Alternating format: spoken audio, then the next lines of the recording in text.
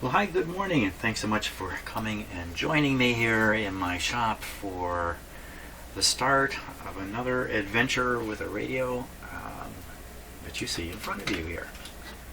Now, a little bit of a story before I get going on this one. A lot of these radios arrive, and I don't know really too much about them, and I start working on them, and that's how it starts. This one's just a little bit different. The owner of this radio, who would like to use it a lot, determined that it had become weak, it wasn't picking up as many stations, and he looked for somebody to fix it up. He found somebody near where he lives. This is happening down in the Toronto area. Took it over to that person, and some time went by, a month or two, and he began inquiring about it, what's going on with my radio, etc. And to make a long story short, he finally got the radio back. Still not working, missing one tube, the damaged knob, and a couple other damages on it, and had to pay the guy. Money for that. Oh my gosh. So my deal with people who give me things to fix is if I can't fix them, if I can't make them significantly better or get them into some kind of working shape, then there's no money involved. And that's a loss I'll take. It's just my time after all. It's not a big deal to me. Returning the radio with a tube missing, which incidentally the owner pressed the guy, where's my tube, where's my tube? It's a rectifier tube here. And eventually the guy coughed up a tube, but it was not a rectifier tube, it's just an ordinary signal tube. So, wow. Now, that's the kind of experience I really, really hate hearing about. I don't think it happens a lot. I don't think there's a lot of people who put their hands up and say, yeah, I can fix this kind of stuff. I think there's very, very few. I live in a province with, I think it's 13 million people here, and there's probably no more than 4 or 5 people who have their hands up to do this kind of work. So pretty scarce. And so when he brought the radio here, he was quite anxious to see if it worked. I mean, it never stopped working when he had it. It just got poor performance. That was the issue. So I got the correct tube, 35W4. We put it in, hooked up the speaker, which is in the cabinet here, and yeah, it does work.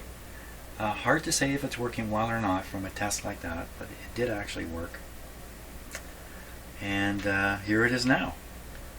So I'm going to look it over carefully before I start doing stuff. But I already know that it essentially works. So that's a really good thing. You pick up one station barely, you're way ahead in the game with a radio like this. So let's start with the back of the radio. Let's turn it right side up. So this is a Type 922 radio made by Philips. There's the Philips symbol there, and it's also down here on a little tag. Patented, put a little more light, 1932 to 1950. Philips Industries Limited, Toronto, Canada. So this was made in Toronto. So it has kind of a European look to it on the front, kind of. But the radio here is all North American design. It's not a European design radio. So it's a fake European radio. It's a North American radio made to look a little bit European. A little bit. Okay, now it has this aluminized sheet here with a grommeted lead on it. Antenna or shielding? I don't know for sure. My guess would be shielding. I'm not sure you can make a decent antenna with just a sheet of aluminum. Don't know though. There's no other antenna. There's no loop antenna, tuned loop antenna associated with this radio. Okay, that's the cardboard back. Let's check out the cabinet next. So first thing about the cabinet is it's Bakelite. Pretty sure this is Bakelite. I mean, it has the right color and everything about it. Bakelite is a wonderful material. It stands up, tends to crack. There's the tube. think this is the tube the guy provided as a rectifier tube. Looks like a TV tube to me. Okay, back to this. The interesting thing is that the glass piece here is not really fixed in like you might imagine. It's actually just sitting. It's held underneath, just kind of sitting. I noticed when it was here that there's a mark in the cabinet right in the center here, and then there's a matching mark on the glass, so you can set the glass in exactly the right position relative to this mark on the cabinet. Of course, the cabinet has the holes in it. I assume there's holes in it. There's holes here, which lock down the chassis. I'm not so sure about that now. I'm looking at the chassis. Oh, I see. I see what's going on. So there are some rails here, and the locking screws are here. So you're going to put the radio in and then lock it here. So the glass, at first glance I thought, oh my gosh, the glass is broken.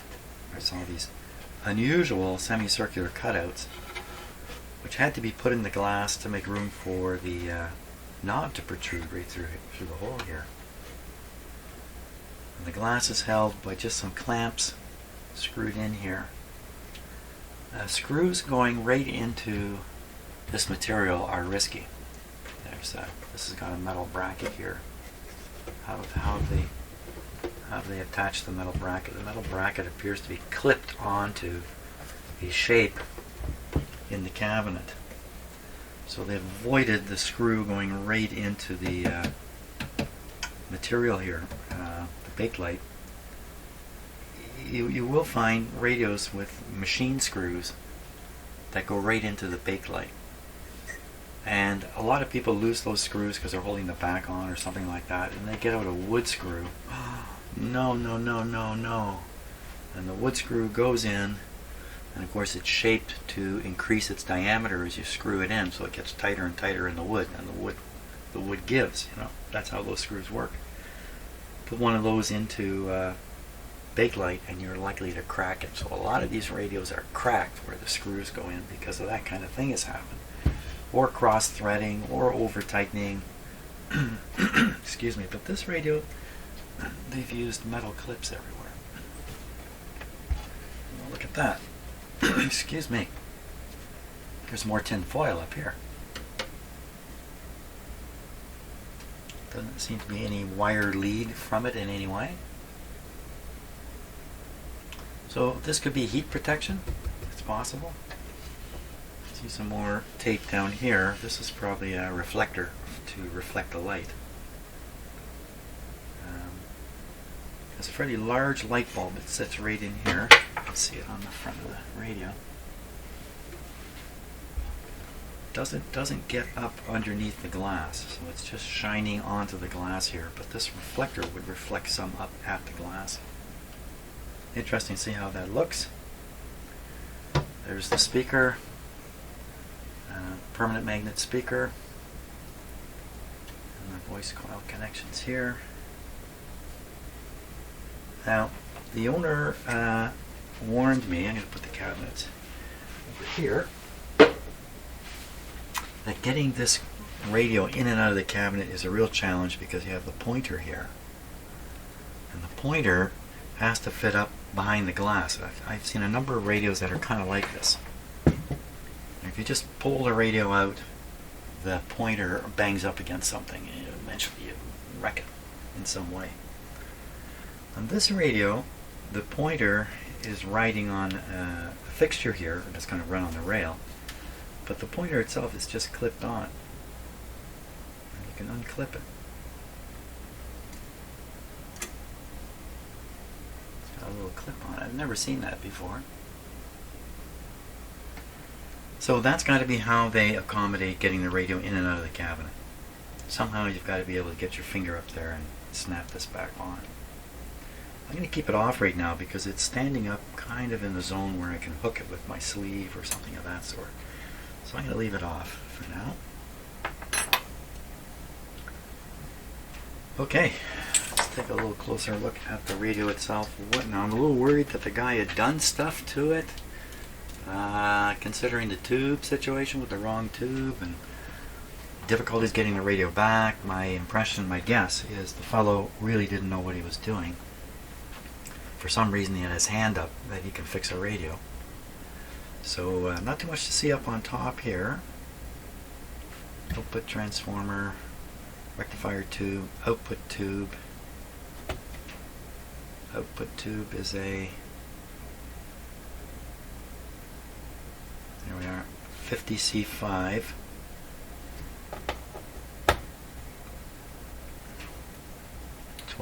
AT6, 12BA6, and the first one must be a 12BE6.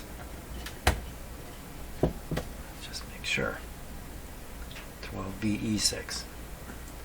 So that's kind of a standard lineup of tubes. The BE6 is the mixer tube. The BA6, see, it's between the two IF cans. It's the IF amplifier tube. It's a very important tube in the response of the radio. This is the detector tube and doubles as the first AF, audio frequency amplifier. So this guy is feeding the audio into the output tube, and this guy's doing all the work. These two guys get hot and wear out faster than the other tubes. Hotter and faster wearing out. String is good, in good shape. Doesn't seem to be frayed or worn anywhere. Tuning feels a little tight and slippy. I can feel it slipping in here. So probably just a little dab of lubrication. Maybe we'll do that right now. Now this has got a fairly interesting arrangement here. It has this two fingers attached to the shaft here, and two fingers attached to the drum. You can't see them, they're back here. And in between is a rubber piece, a rubber mounting, allowing for a little bit of displacement.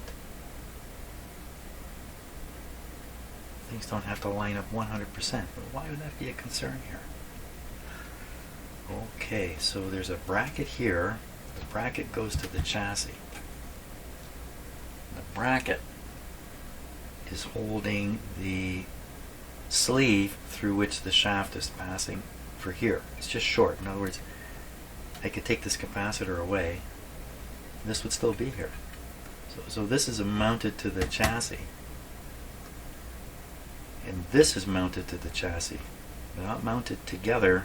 I guess there's some provision allowed for a slight misalignment. Now it can't be very much because there's not too much allowance here, but you allow for angles like this, and just you don't have to get it absolutely perfect. So that's what's going on with this rubber piece here. Not so common. Notice the two sizes of the capacitor here, same. They're the same. That's unusual. Usually the receiving part of the capacitor is bigger, has more plates than the local oscillator part of the capacitor, but not on this one. Looking for some tuning adjustments. I don't see anything here. See a wire. Okay. So here's a few more things. Another reason for this rubber piece, maybe even the main reason. This is up on grommets. See the grommet under here, and this plate is also on grommets. So essentially this piece of metal here and the plate are insulated from the chassis. Okay, that sets off alarm bells for me personally. I've gotten quite a shock from a radio built this way. This is not uncommon. But before I understood these things well enough, I got one heck of a shock. It came from a transformerless radio. This is a transformerless radio. It doesn't have a power transformer. Yeah, it has an output transformer, but no power transformer. It's light. And these tubes, the heaters are all in series. If you add up the numbers, 12, 12, 12, 50, and 35, you're going to get something like 115 volts. So these tubes in series are designed so they will arranged like this in series, just plugged into the wall, so to speak. They will operate with the same current. They have to. They're in series. And the variation in the voltage here controls the amount of heating that's going on. I think that might be true in the actual tube. These tubes are hot. 50C5, 35C, 35W4. The rest are 12s. So if you pull one tube out, you break the series circuit, none of the tubes will light. Or if one tube has an open heater, none of the tubes will light. Not the case with this radio, because I've seen it and heard it operate. So part of the reason for this rubber piece is to make sure there isn't an accidental ground going to here. So a lot of these radios, when they were new, all of these radios did not have a polarized plug. This one does not have a polarized plug either.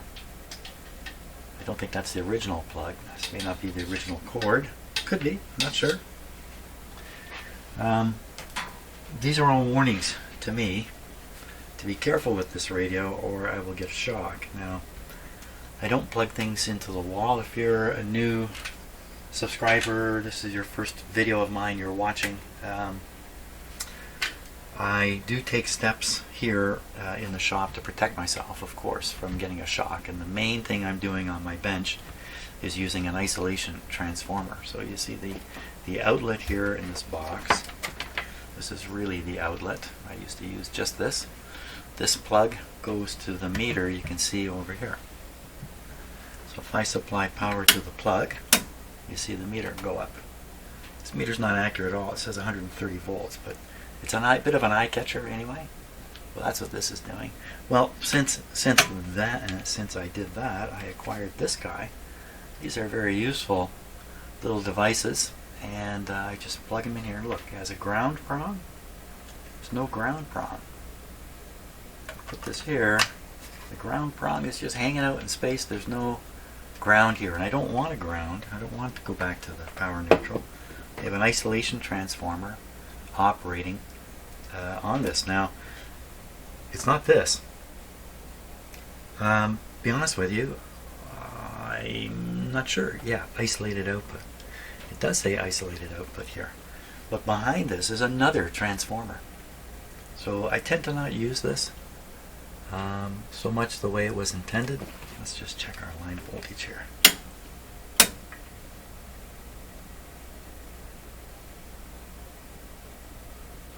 $110, just a little low. Just turn it up a little bit. 116, that's good. 117 would be kind of the average amount, if you like. With the isolation transformer, I won't go into details about it, but it's more difficult for me to get a shock. Right up until the moment I begin connecting test equipment to the radio. As soon as I begin doing that, the picture changes, and if I ground myself, which I avoid doing, then I could get a shock off this from something like touching this or touching both of these or any of that kind of stuff. So there are dangers with these radios. The older radios or old radios with a big power transformer are actually a lot safer to work on than one like this. So you need to be a little bit vigilant. You need to not be embarrassed to pull out the voltmeter and just take a look and see if there's voltage somewhere. Okay, one last thing is, of course, this set I've powered up already from a regular outlet. The owner encouraged me to do that, and I thought it was probably quite okay to do, and it was. But in an unknown radio, you don't, especially one with a power transformer, for all you know, the power transformer is shorted. The secondary side has a short. There's a short in the rectifier circuit or something. A heavy short is going to draw a lot of power.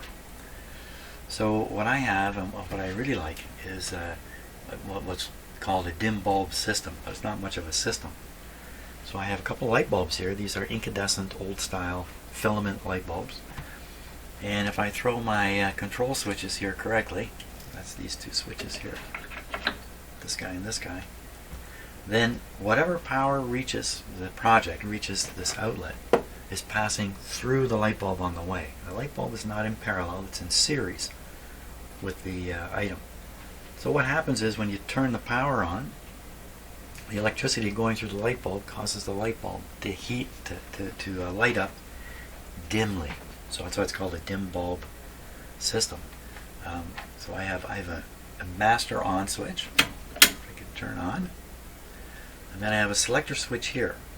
If I throw it, and you're going to hear the switch sound when I'm working away. You won't be able to see these switches in most camera shots, but you'll hear them.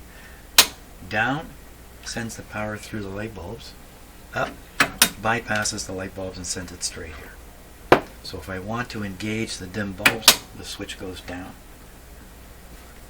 If there's a short in the project, then the heavy current will simply light the light bulb. Nothing more will happen. And the light bulb will blast away here in my shop, and I will certainly know instantly that there's something going on.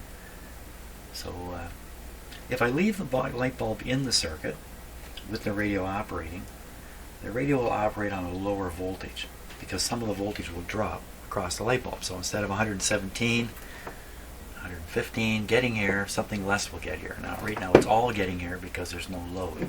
There's no load on here, so there's no voltage drop in the light. I have a double socket here, so I can screw in another light bulb. Doesn't go in series, it parallels this light bulb, so now you have two paths through light bulbs.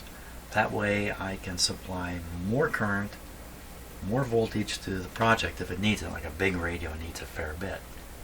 And still keep these lights in the circuit, still keep the operating voltage maybe around 100 volts or so, which is usually enough to make the radio operate. And I can just leave the lights in if I care to. So that's a fairly long explanation of the dim bulb thing, but you can go on the internet, of course, and read a lot more about it. It's very simple, very effective. I really like it. That's why, even though I have this guy that I could use to control the voltage and all that kind of stuff, I like the dim bulbs. I like the dim bulbs. Okay, why don't we take a look underneath and see what was done. Well, I've already done this, so I know. It's no surprise to me. What did the last guy do? It would appear he did nothing. It would appear he did nothing under here.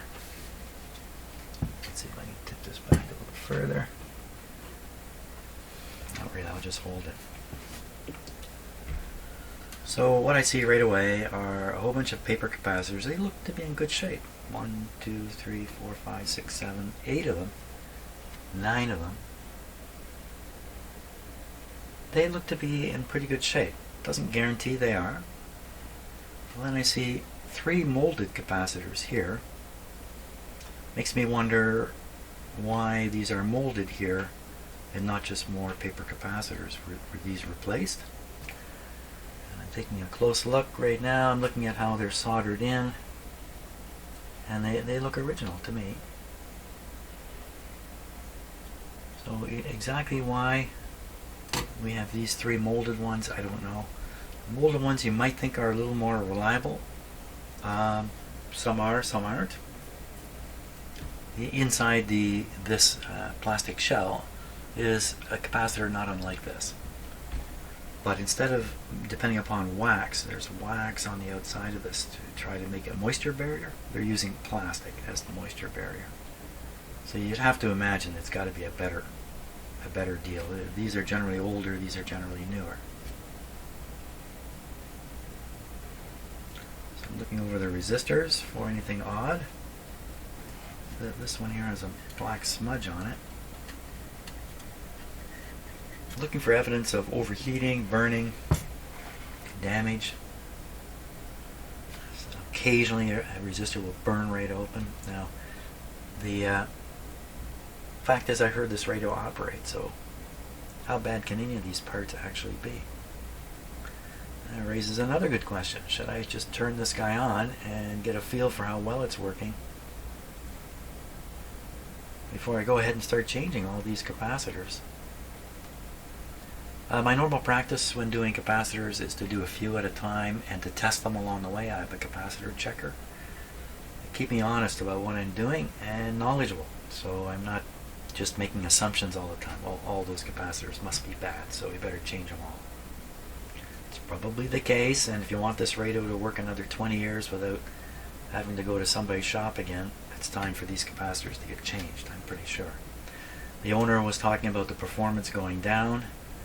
Why would that be? It's not going to go down because of these coils. It's going to go down because of these capacitors or a weak tube. In fact, you know, maybe that's really where we should start with this radio. Start with the tubes.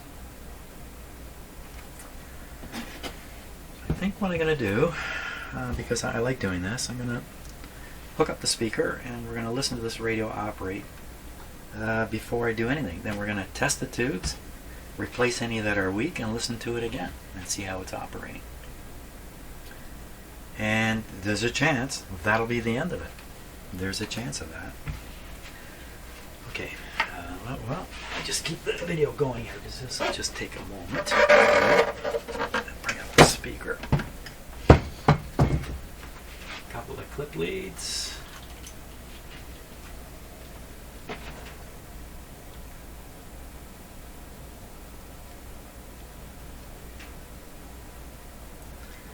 Now I know the rectifier tube is good because I supplied the tube and I tested it before it got in the radio here, and this rectifier tube is perfectly good. It's very good.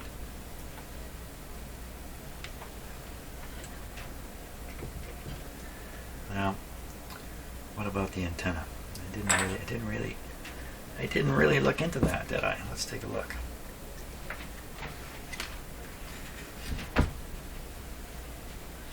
So we have a couple of antenna terminals here. We have a phono terminal there, which the owner likes to use.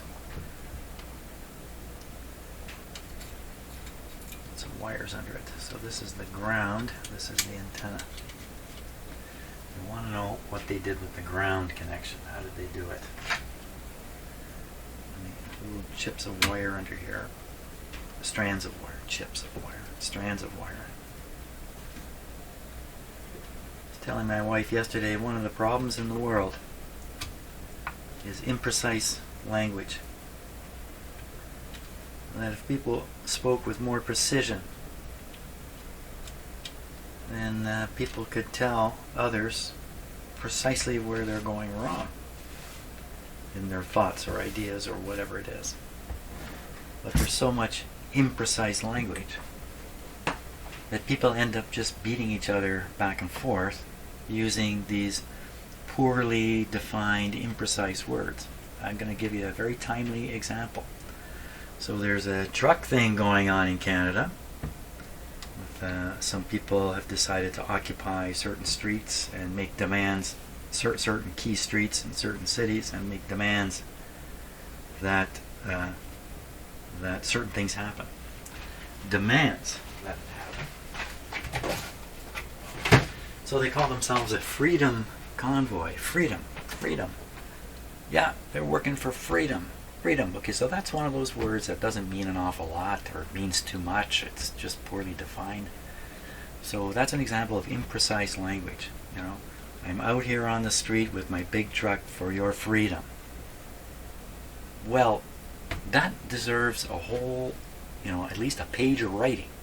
Why you're on the street, what exactly you're doing, why you think it's going to help, how you think things should proceed. But all we hear is, for your freedom. Freedom. So that to me is an example of this imprecise language problem, and I try to avoid it here in my shop when I'm working. I try to use enough words to cover what I'm doing, so people can point out precisely where I'm going wrong. That's what happens. So what I've noticed here is a whole series of screws and through these holes. So these are all the trimmer adjustments. They're all lined up here, one after another. Isn't that handy? That's pretty handy. That means you could have this in the cabinet, pointer on the front, and you could reach in and adjust all these. So it would be possible to align this. You can adjust these. Well, actually, you come up short. Do you? Do you come up short? So there's either a flat screw head in here or a hexagonal slug down in there. What is it? Let me just take a peek. They're all good things to kind of see at the start. Well, it's pretty dirty in there. Looks like a screw for a trimmer capacitor. Now that means you've got to get up underneath here.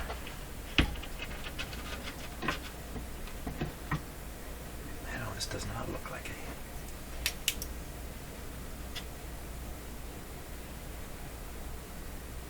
I believe there's a screw way up in there. Way up, I'm looking up in here. The other one I'm sure is the same. There's a screw way up in there. So a lot of radios.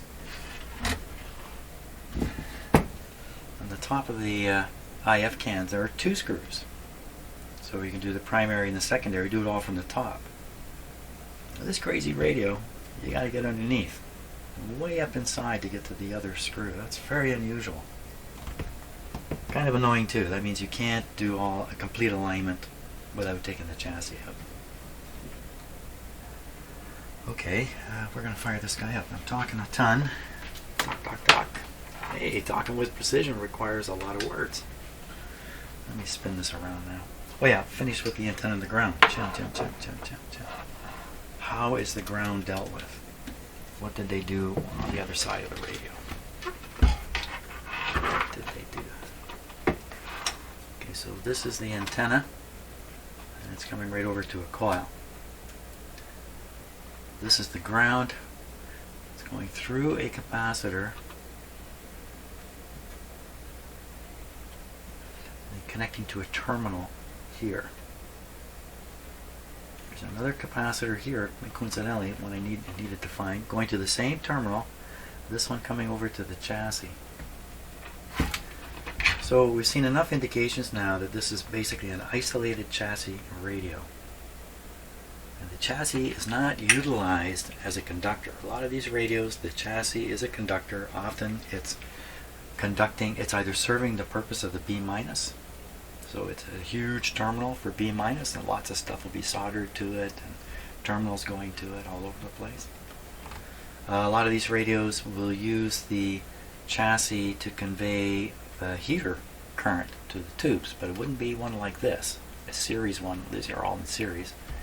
It would be one where all the tubes are, say, 6 volts, and they may look and find one heater terminal has a wire on it, the other one is always soldered to the chassis. This radio is different. The chassis is isolated. It doesn't really form part of the electric circuit in any way in the radio. But the chassis is a problem. It's a big honking chunk of metal. It can serve as an antenna. And not just an antenna for receiving radio signals, but it can serve as an antenna for receiving or picking up or being affected by even audio currents, although it's not so likely. So there's a desire to eliminate that problem of there being signals in the chassis. With all these components, look, they're all right in there tight to the chassis, so they're going to pick up what the chassis has to offer. So one way to solve this problem would be to simply connect the chassis to the B- point in the radio. Right, there's a B+ and a B- from the power supply. We'll look at the schematic in a bit. We'll see all that. The problem with that in a radio like this is, depending upon how you've plugged it in, the chassis may have 120 volts on it. A full 120 volts. Run your vacuum cleaner from it if you want. What you don't want to do is run yourself from it. So if you were to connect the chassis direct to B-, you would solve this antenna type problem, but you'd introduce a huge safety problem. That anybody touched the chassis, you're going for a ride. Now some of the ways that is solved, because there are radios like that, is these shafts do not protrude from the front of the radio. You'll notice the knobs have long collars that reach in through the cabinet to meet up with the metal shaft, so you cannot touch the metal. Yeah, you can still stick your finger in. You can stick your finger in an outlet too. But to make it difficult to get a shock, or unlikely, that's how other radios are done. This one, I'm sure these protrude right out, and they have to protrude out to seat inside the. There's no long collar on here.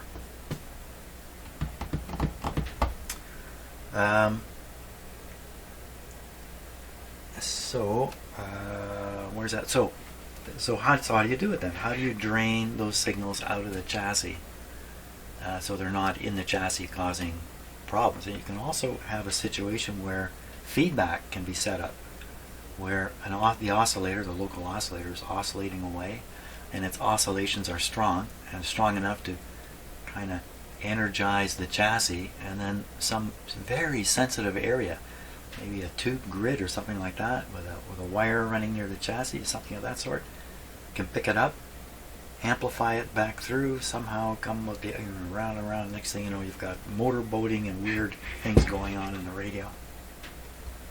So the way you solve all this is you use a capacitor. You tie one side to the B minus, that's what's going on here. And the B minus in this radio will be in the form of a number of wires running around in here.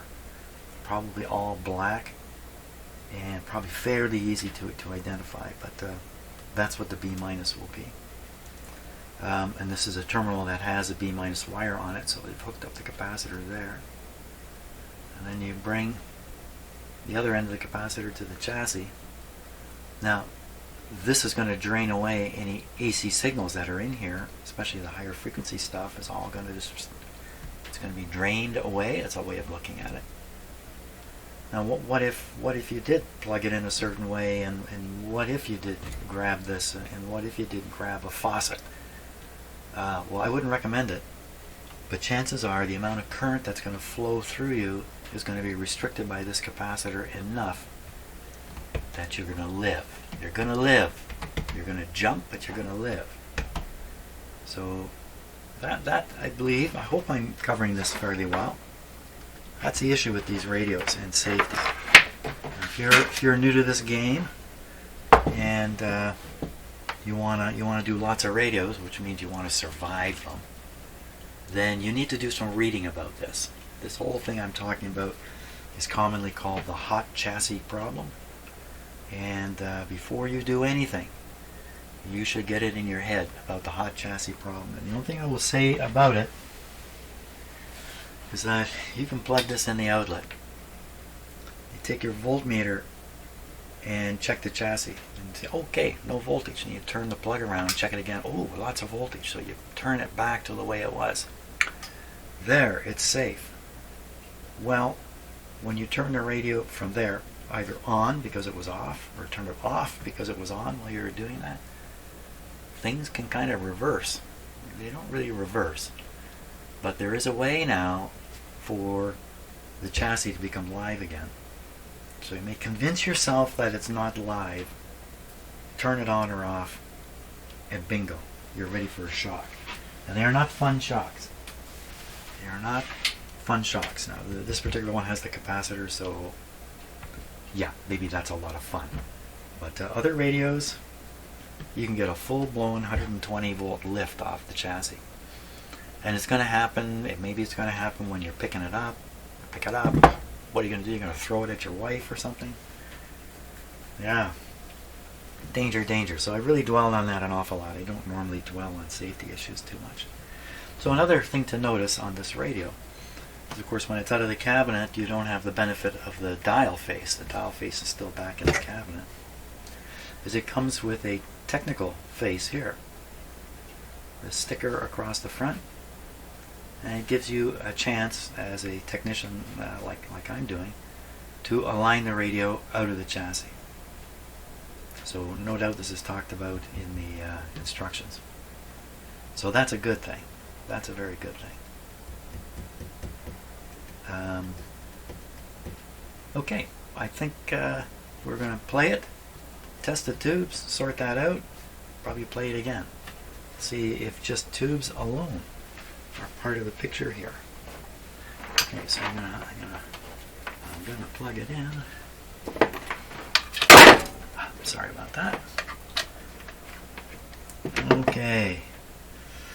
Now, another thing that's good to do is to figure out what's what, and the owner and I did that together. This is the on-off, and I've forgotten. It's the on-off, and I've forgotten. Let me just be absolutely sure of what I'm doing. Okay. Tone, on-off, and volume. This is a band selector. Okay, I'm thinking I've got it on AM, and this, of course, is the tuning part. So, with the radio turned off, the first thing we want to know is the off switch really does turn it off. So we're going to supply power. I'm going to have you stand up a little taller here so you can keep an eye on this one bulb here. When I flip the power on, nothing should happen. Very good. So no light. You saw this meter jump up. 115, it's all there. We turn it off. I'm going to switch this on.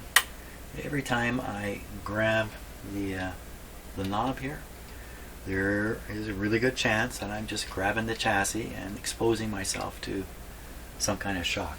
Up until I get my voltmeter out and check this, I don't know what the story really is. Okay, I got ideas in my head. I don't want to risk my life on ideas in my head. Okay, so this time with the volume turned down, we're going to flip it on. What we should see happen, this light should come on fairly bright and then fairly quickly dull down and then slowly brighten up again. So what's happening is when you first turn it on, the heater elements in here are cold. The resistance is low and a fair bit of current will rush in. They're going to rapidly heat up, the resistance is going to go up, that current's going to drop. So this light is going to drop. Then these tubes are going to be busy heating up their cathodes, and the rectifier tube, which works almost instantly when it's hot, also takes a little bit of time to start doing its job. Once the rectifier tube and high voltage is being applied to these tubes, it might take 5-10 seconds, the tubes will begin to conduct. That additional current being drawn by the radio will show up in the light. The light should get a little bit brighter, but not very bright. Bigger radio, brighter light in the end. At that point, we'll see where we're at. So volume down. Here we go. Remember, light goes up and then down and then up. That's what we expect. Here it goes. What was that? Okay, something weird happened there. I had no expectation of the light flickering. Why would it flicker? Now, I don't know how that came across on the video. Video often does things with variations in light that... so that's not full brightness. That's pretty bright. You can see the light on the front here, and of course you can't really see it. This isn't quite as bright as it should be. We're only at 56 volts. That's hardly enough to make this thing even work. There's a certain voltage where this machine won't work anymore. 60 is very low. We don't expect the radio to work.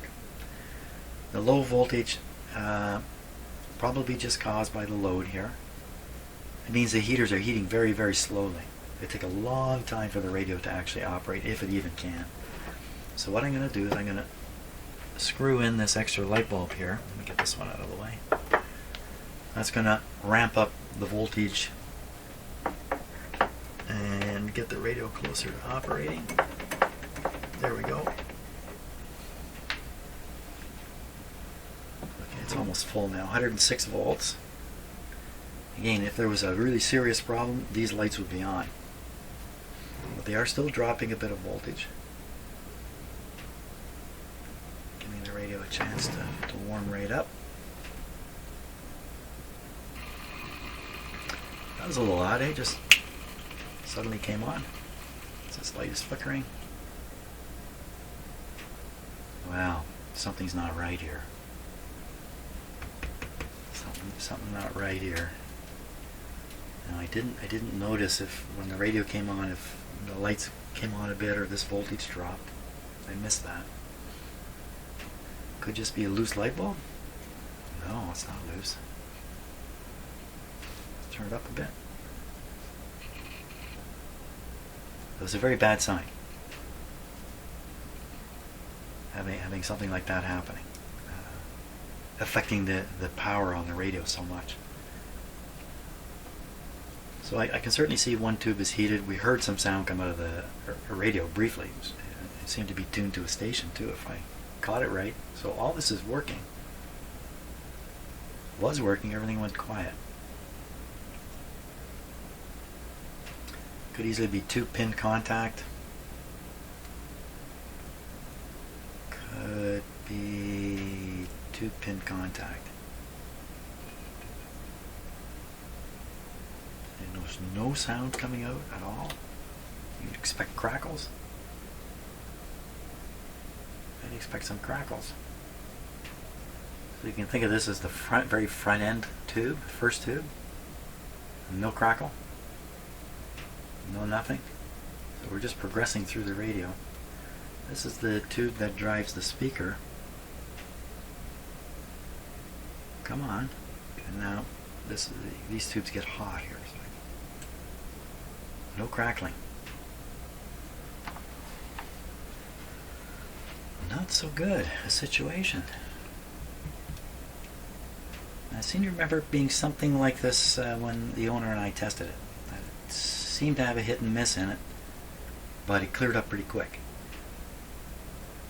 What are the chances that it won't operate on 105, but if I raise it to 115 it would work? Okay, so I have an opportunity here to keep the dim bulbs in the circuit and raise the supply voltage using the this device back here. So we're going to just jack it up a little higher, although I just can't imagine this would help.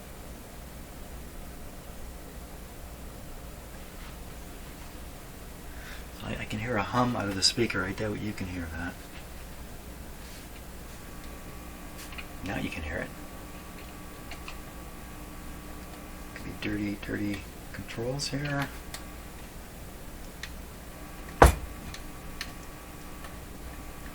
So a couple odd things happened when we started this radio up. The dim bulb kind of flickered a bit.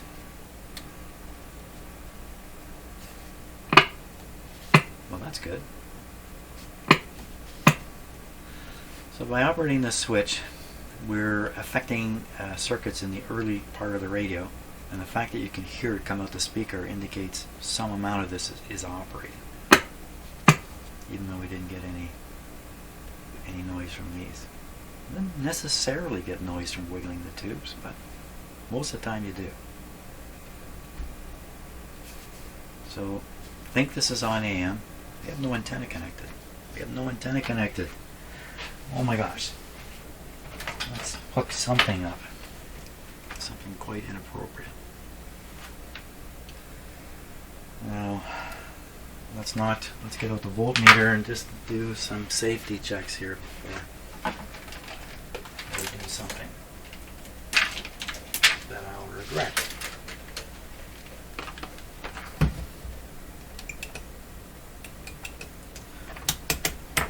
So with it plugged into my system here, I cannot really check to see easily if the chassis has gone hot or not, because I'm on an isolation transformer. So I'm gonna unplug it from here.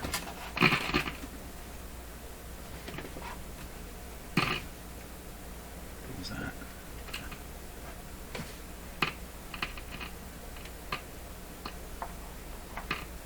Is this where the well, that's pretty bad. Whoa, whoa, whoa, whoa, whoa, whoa, whoa, whoa. That's triply bad. These are terrible plugs. Okay, switch this off.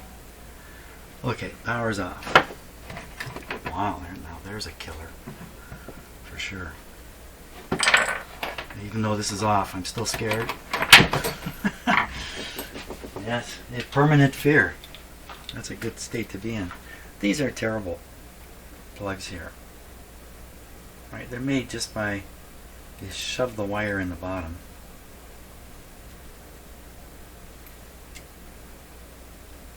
And then when you fold, you must have seen it, when you fold these up, they have a spike that spikes into the cable. That's it. There's no solder. These are terrible, terrible, terrible. I'm going to keep using it. I'm going to put a better plug on here. Considering the fact that it seemed to be hit and miss already, stick it back in, it can only be looser. We gotta put a new plug on this. Ooh, that has a terrible odor to it. So I suspect that's even carbonized right in there. How do fires start? Fires start, I think, mostly in houses, in outlets, with weak connections, loose connections in the outlets. You know, where the wires screw in. If they're under screw, or they push into the back. Especially if they're under screws, the screws can work loose. And how does it start? It starts with a little bit of heat causing carbonization. This is a fire trap. Maybe not.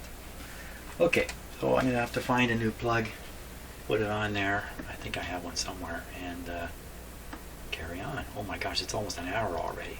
Yikes. I've talked a huge amount today. Here's my new plug. Oh, it's exactly the same kind of thing.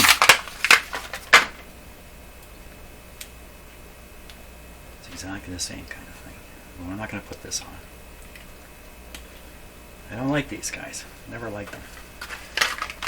I think I'm going to have to maybe change the cord all the way back, or I'm going to have to splice in a piece from another cord with a plug on the end. This raises all kinds of questions. 3-prong, 2-prong, polarized, not polarized. What to do? What to do? Drink coffee. Okay, got a nice new plug. No, it's not new. Got an old plug on here, but done properly. Good and secure. Excellent. That'll do the trick. Yeah, not polarized. Yeah, lots of guys will put a polarized plug on a radio like this, and more power to you.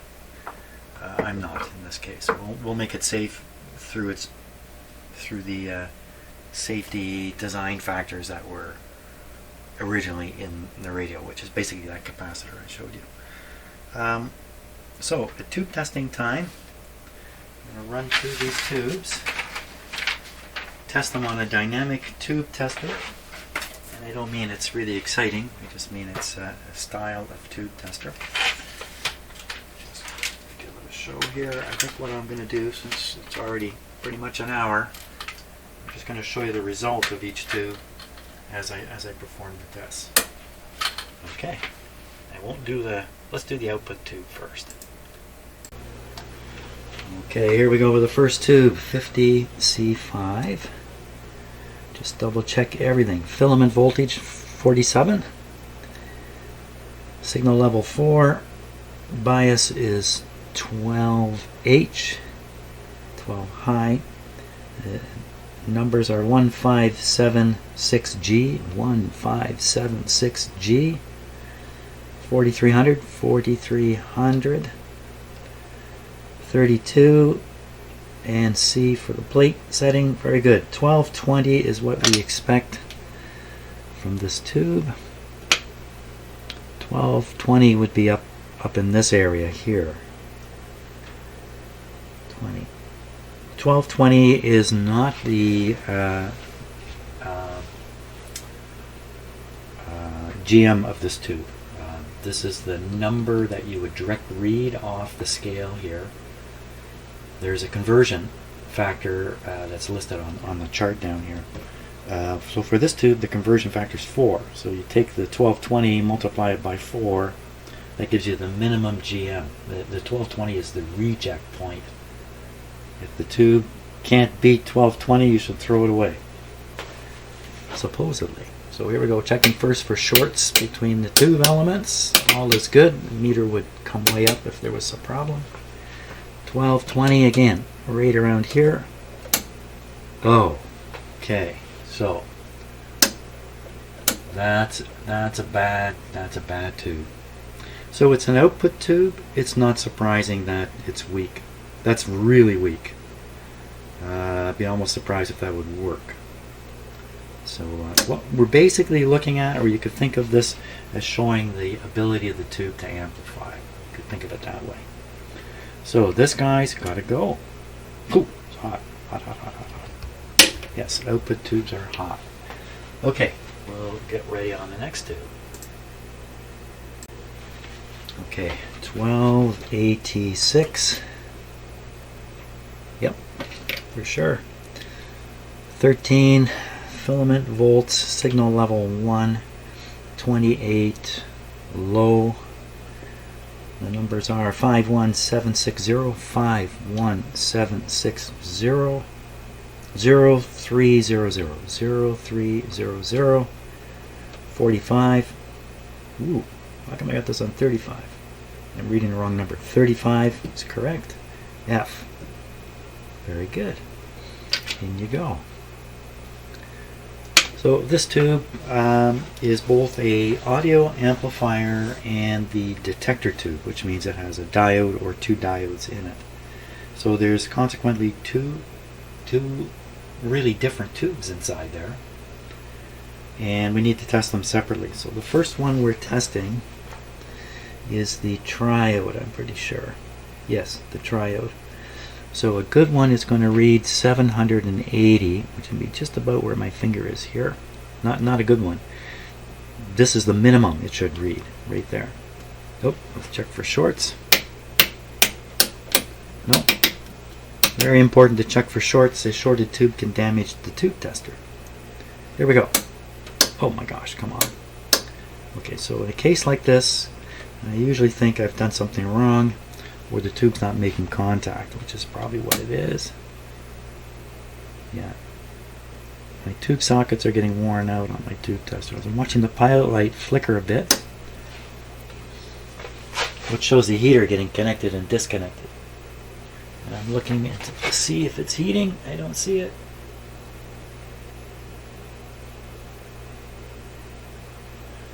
I'm not quick to throw a tube away. There we go. It's heating up now. Okay. Yes, I do need to change the tube sockets in this tube tester and another one. But I'm busy using them. Okay, here we go. Okay, so that's well above 780. So we probably don't need to, but we will test the diodes anyway. So the diode settings 01763. 01763. Now because you're watching, I don't have to double check this, because I know you'll tell me if I made a mistake. P000. 45 A. Okay, you make any mistakes? Oh, I don't hear anything. Okay, we're ready to plug it back in.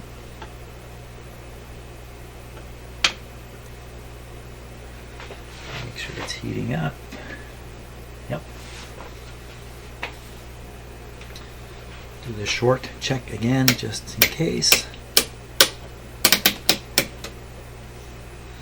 We're pushing this button, and rather than looking for a certain number, it's just got to come above this little area here, which you may not be able to read. It says diodes OK. So just above where my finger is. Oh, it's actually below.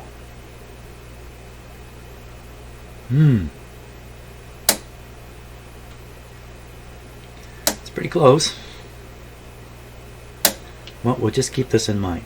This tube may present a problem. I doubt it very much. And we're on to the next tube. Okay, so I realized that on the last tube I did not adjust the meter sensitivity. It should have gone from 35 to 45, and that would have raised it higher. It would have been in the diode's OK area, I'm sure. So I think that's really the case there. 12BA6. Just put another light.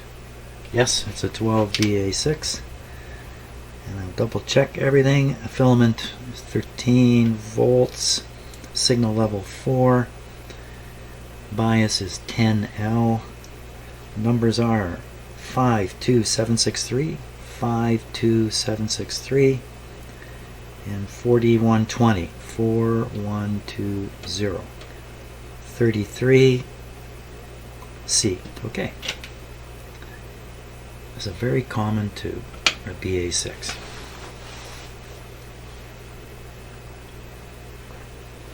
Okay, I sort of saw my pilot light flicker. Oh yeah, it's heating up. Okay, we're in business here. Shorts. Nope.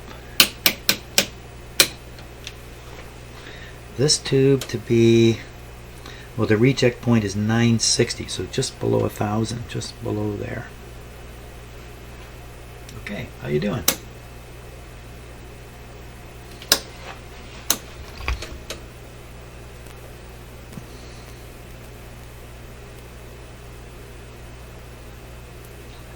Well, it's well above. The low reading is bad contacts in my worn out tube socket. Okay, this tube does good. Now we're left with one tube, the 12 BE6. Okay, we're all ready to go. This is definitely a 12 BE6. Put it on a brighter light here just to check. 12 BE6, yeah. Okay, just trying to be as careful as possible. 12 BE6, 13 filament, 4 signal level, 8 low, 51763, 51763, 3000, 3000, 41, C. C. Very good. In you go. Now, if I remember right, the tube where I failed to adjust this, didn't I say something about it was up to you to tell me I was making a mistake? I gave you a chance, I didn't hear anything. Okay, blame it on the viewer. Always blame it on the viewer. Here we go. Any shorts? No shorts. This tube to pass the test, 1570, so it's got to be up just past the halfway mark here. Well, much more hopefully. Ooh, look at that, she's a beauty. She's a winner. Okay, so we found out the output tube is weak. That's going to affect the volume on the radio. 50C5, I'm sure I've got replacements for that tube. Put this one back in. It's really only this one tube. It's turned out to be a sad guy. So we can carry on with this. But this is so weak, you know, I don't think so. I think it's unwise to even carry on with this at all. So I'm going to find another 50C5 and we're going to stick it in there and have a listen. And then we're done for today. Okay, let's give this one a test. 50C5, yep. 50C5, okay, 47 there. Signal level 4. 12H, 1576G, 1576G, 4300. See, I have to do this now because I just can't rely on you. 32. You probably, maybe you were yelling at me, but not loud enough. C. In that case, it'd still be your fault. Here we go.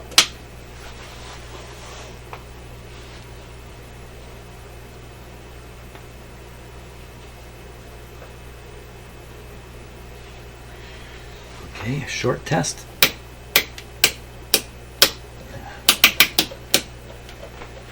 And again, this tube should be at least 1220, so at least to about here.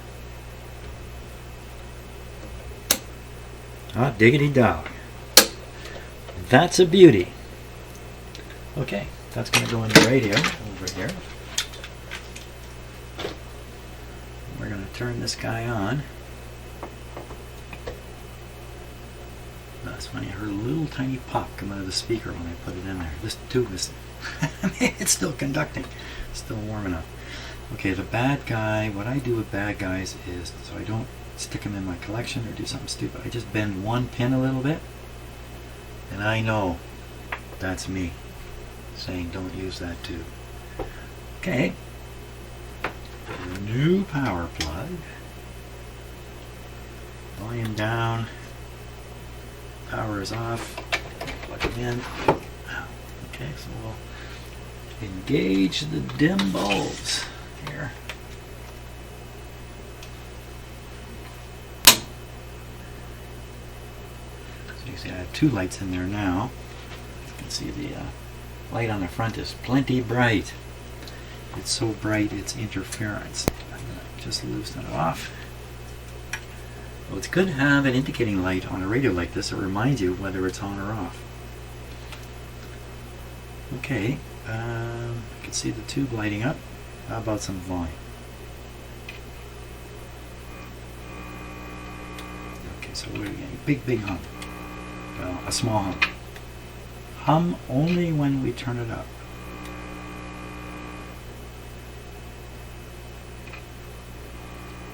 Let's just check tube seating.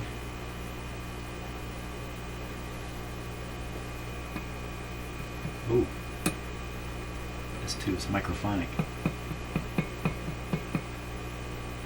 It's not this one, huh? No, this tube's microphonic. That means some of the grids and elements inside the tube are moving. They're loose. We may want a different tube in there in the end. The speaker is not on the chassis. If the speaker were mounted on the chassis, there's a chance you can get mechanical feedback from the sound coming out of the speaker going back onto the tube and shaking the tube and setting up feedback. It's still possible even with it mounted on the cabinet. So that could be a problem.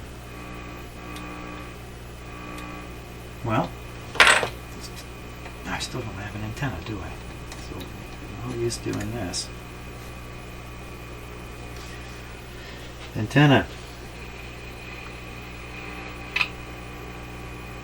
Some sound there. So I'm listening very carefully. Such as that. What was that?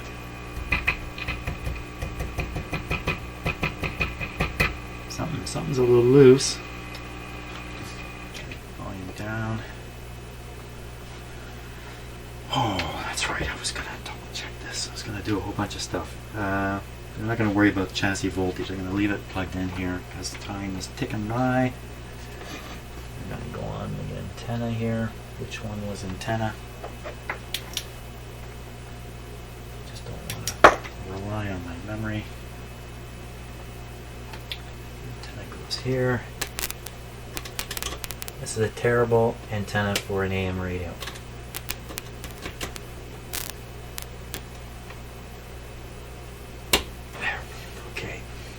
Terrible. Well, we'll give it a try.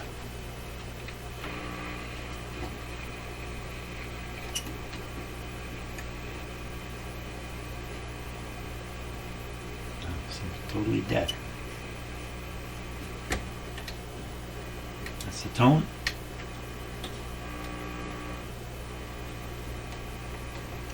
Oh, that's terrible. Now I heard this play. How did I hear this play? Did I hook up an antenna? I can't remember. It was just in the garage very quickly. Pretty sure it picked up the station. Not doing it now. 114 volts. Okay. Maybe I don't have it on AM radio. There we go. That sounds better.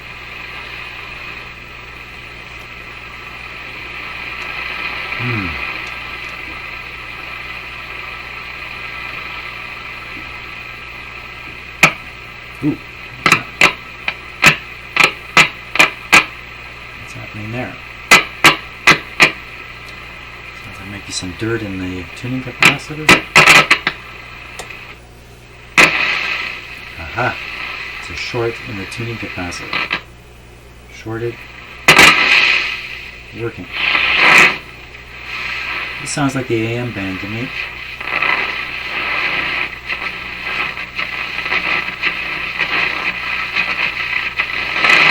Good show, but not so good.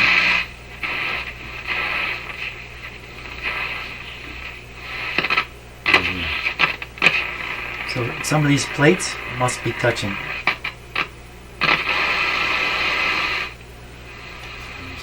Another band, and this is probably a phono. Oh, I probably had it on phono. This is probably phono. Yeah, so that'd be AM. Okay. Shortwave probably low, shortwave high. Okay, no problem there.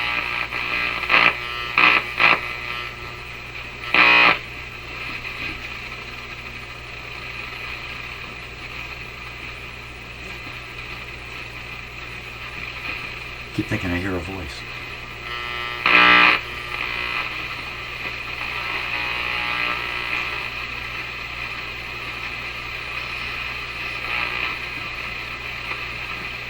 Okay, so I'm going to just stop for a moment and make sure the antenna is switched on, because I believe it's not actually even switched on. Yeah, in fact, I didn't have the antenna switched. It wouldn't make any difference on the AM band anyway. Okay, but we're on shortwave.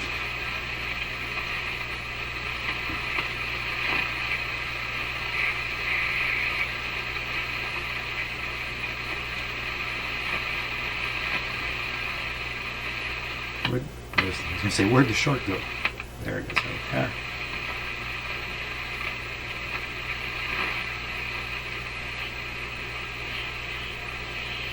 Well, I'd say it's receiving stuff.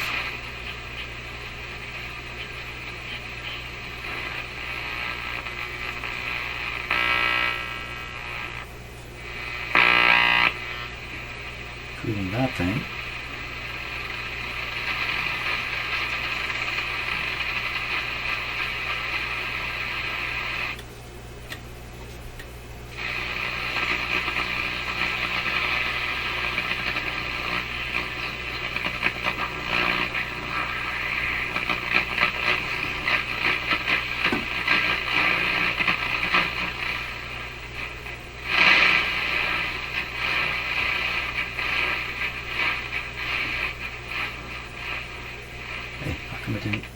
How come it didn't click out?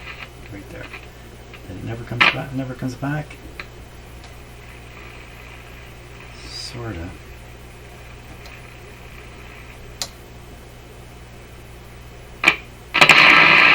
Yeah. Okay, that's a good tour of this radio.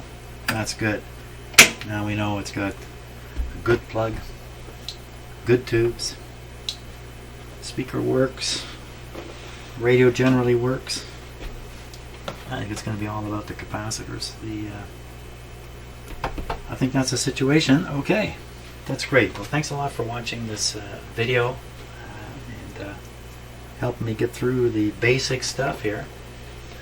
Tomorrow it's about changing out some parts. See ya.